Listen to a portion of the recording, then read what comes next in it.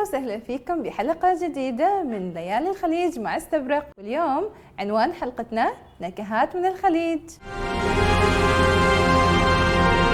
مساء الخير عليكم صديقاتي واخوالي واصدقائي. اليوم راح نتكلم عن اكلاتنا بالخليج. الخليج العربي ما انه بس ناطحات سحاب حديثة ولا انه مدن سريعة الايقاع.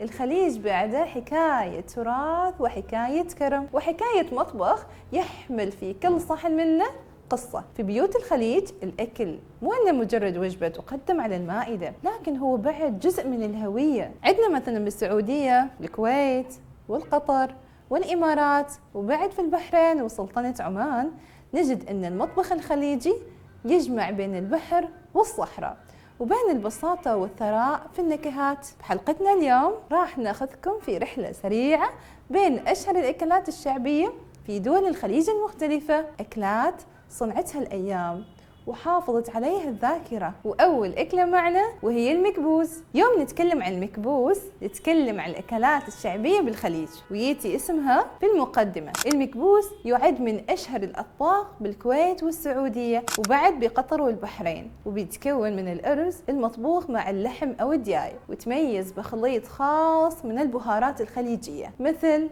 الهيل والقرفة والقرنفل والليمون الأسود. وش هو سر المكبوس؟ تعرفون سر المكبوس ليس فقط في مكوناته، لكن هو بعد بالطريقة مال الطبخ ماله، حيث يطبخ الأرز مع مرق اللحم والبهارات، يحمل في كل حبة أرز نكهة مميزة. ولهذا السبب يعتبر المكبوس أحد أهم أطباق الضيافة في الخليج. والأكلة الثانية معنا هي الهريس. والهريس من الأطباق اللي لا يمكن أن تغيب عن المائدة الخليجية. طبق الهريس هو طبق تقليدي قديم يحضر من القمح مع اللحم ويطهى لساعات طويلة حتى يصبح القمح واللحم خليط متجانس ناعم القوام. والهريس يرتبط كثير بالمناسبات وخاصة بشهر رمضان وبعد بالأعياد، وهو طبق يعكس فكرة مهمة في المطبخ الخليجي، وهي أن البساطة في المكونات يمكن أصلا أن تصنع طعما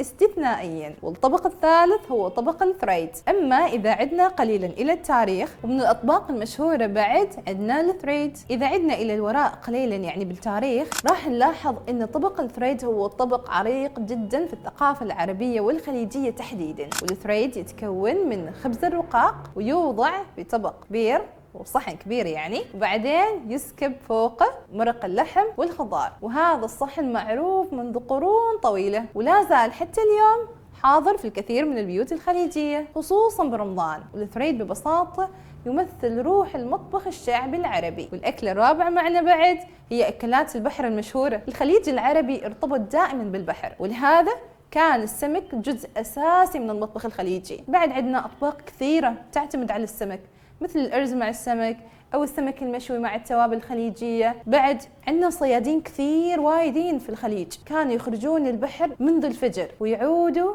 بما يجود به البحر من رزق وفير واسع سبحان الله. ومن هذا الرزق صنعت أطباق بسيطة جدا لكنها مليئة بالنكهة. السمك الطاجج مع الأرز والبهارات. الكنعد بعد كان وما زال أحد أهم الأطباق على المائدة الخليجية. وعاد بنهاية الأكلات الحلوة لازم يكون عندنا حلوة. الحلويات الشعبية.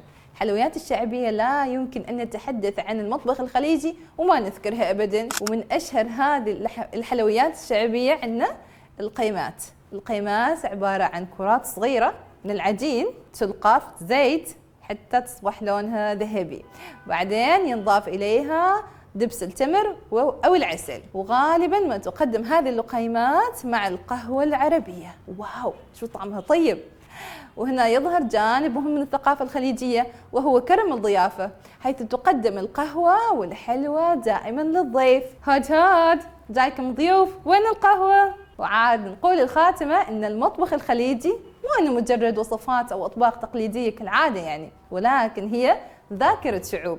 كل صحن يحمل قصة طويلة جدا. يمكن تبتدي بالصياد اللي يخرج للبحر منذ الفجر وإلى أسرة اجتمعت حول المائدة البسيطة، وإلى كل أم كانت تطبخ لأبنائها بكل حب، من المكبوس للهريس للثريد، للقيمات الحلوة. وتظل الأكلات الشعبية بالخليج جزء حي من التراث الخليجي، وجسر يربط الماضي بالحاضر. ربما تختلف المدن أو الدول أو الأماكن، وبعد تتغير الأزمان، لكن طعم الأكل الشعبي يبقى دائما كما هو. طيب، طعم الكرم، طعم الدفء، طعم الحب، وطعم الخليج. إلى أن نلتقي مع حكاية جديدة من حكايات الخليج مع ليالي الخليج. واستبرق، انتظرونا في الحلقة القادمة.